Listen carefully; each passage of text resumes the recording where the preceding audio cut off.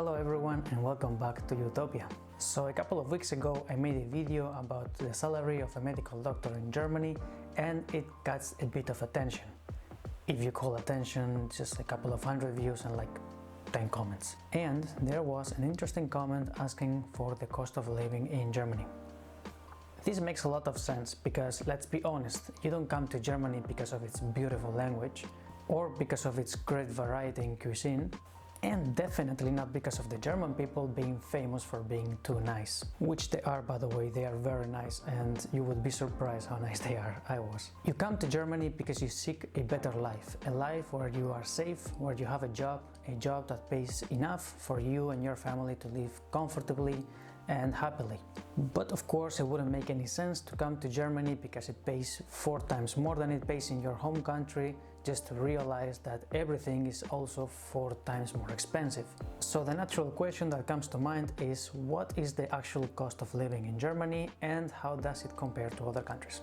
Before we jump into the main thing, there is a point that I believe that needs to be made. The cost of living is relative to the lifestyle that the person has. The lifestyle that you believe to be absolutely necessary for a minimal standard of living might not be the same lifestyle as for another person.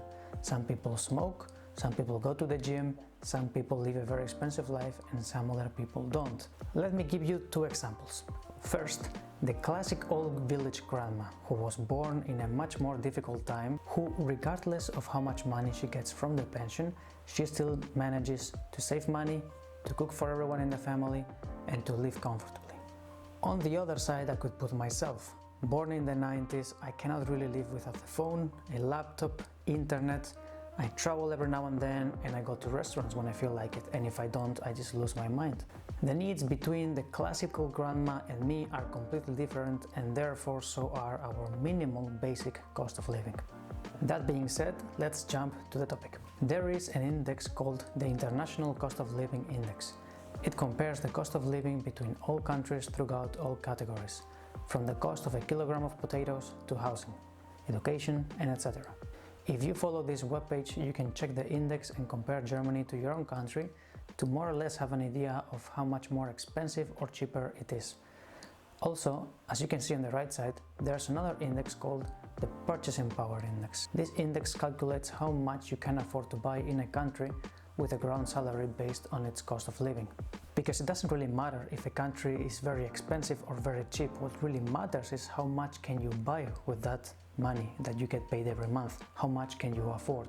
The most important is to have a very high purchasing power. And on top of having a high purchasing power, the highest the cost of living is actually the better, as long as the purchasing power is high.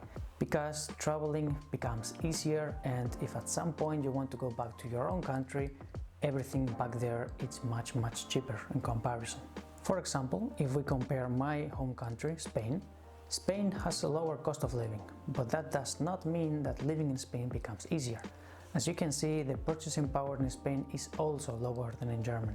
This means that although the living in Spain is cheaper than in Germany, the salaries are also much cheaper, and when you compare them, living in Spain becomes, when it comes to money, a bit more difficult. Germany is in a very comfortable position. Comparing the cost of living and the purchasing power, it's not quite the best of Europe. You still have Ireland and Switzerland on top of it, and we could argue that Sweden and Norway are better, but because of its strong economy and because of its very high demand for workers, it becomes a very good option of a country to live in.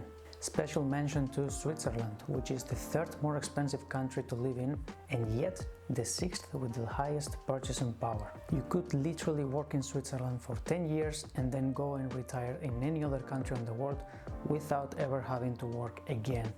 This is because of its great combination between cost of living and purchasing power.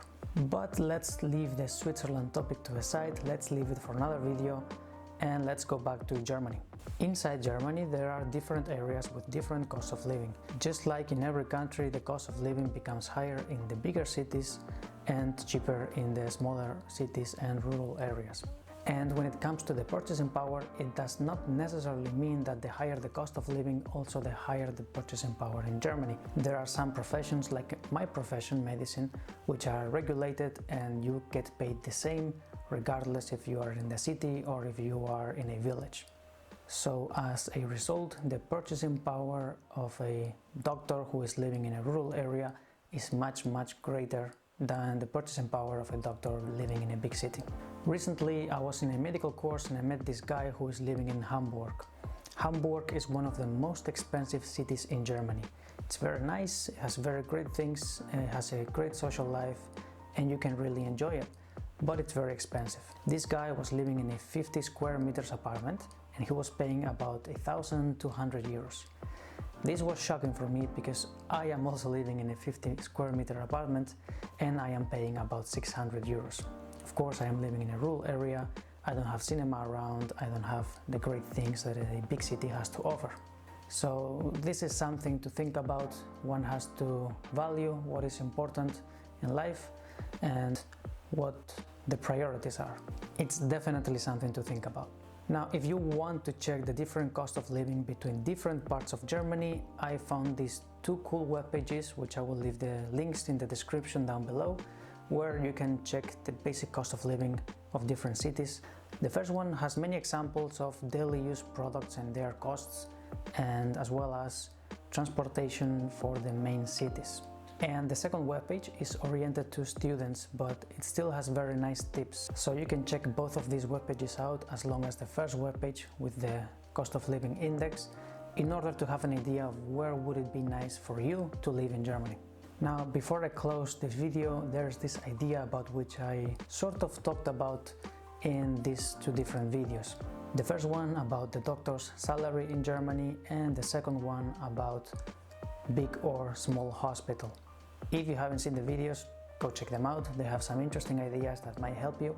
Now, my personal opinion is that the best to choose in Germany as you come for the first time is a small regional hospital. First of all, it's easier to get hired having no working experience in Germany. Second, the small cost of living allow you to start strong and without worries. And third, in the hospital you get more chances to learn, more chances to do stuff, especially for surgeons. They get more chances to operate in comparison with big hospitals where they put the first year residents basically to do paperwork. And once you are settled in, once you know how to speak a perfect German, and once you know your medicine and you have your skills, you're always free to change and try to catch a bigger fish. And that is going to be everything for today. I hope you're getting some valuable and fresh new ideas from my videos. If you have any questions, I say this always, just ask them in the comments. I'm reading all of them and I am answering most of them. Okay, I hope you're doing great. So see you next time.